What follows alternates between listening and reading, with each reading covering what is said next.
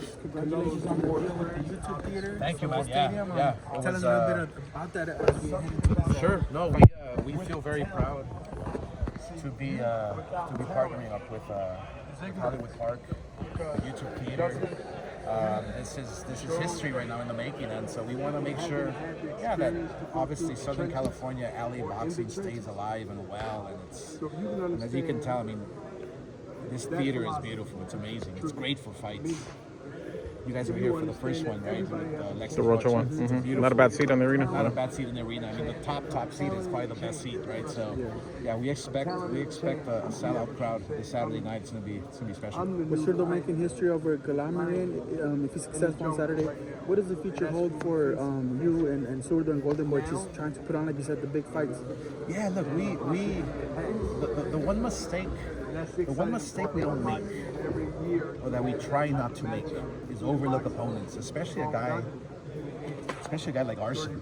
Arsen, he's been world champion since 2018. I don't know if you've seen his style, but he comes fighting hard, guns blazing, face first, throwing combinations.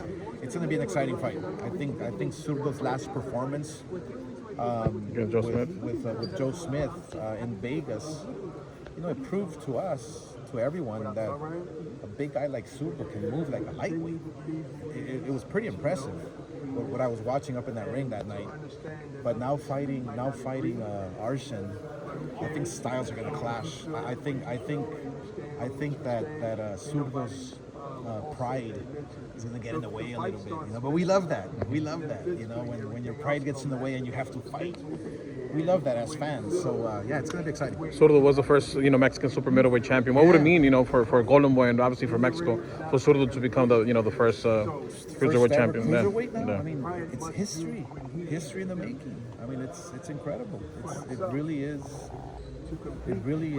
an opportunity that Zurdo must seize. It's right there in front of him. I mean, he can become the first super middleweight champion in Mexico, the first cruiserweight. I mean, it's a dream come true for him. I mean, it's amazing. Oscar, speaking of super middleweight, obviously Canelo's facing against your guy Jaime Munguia. What does Munguia bring to the table that could cost Canelo not only problems but maybe potentially beat a Saul Alvarez on fight night? Aside from youth, I think the experience that he has with Freddie Roach is going to be one of the keys. But activity, Jaime Munguia throws a lot of combinations, and when he has you hurt or he smells, it's like a shark on water. Yeah, it's like he'll jump at you and just try to finish you, instantly. So I think the fact that all those combinations with the youth, the jab. Oh man, we've been working on something with him. Oh, the jab is gonna be key. His footwork. I mean, Freddie has him bouncing on his toes, crying out loud. So it's gonna be a good fight.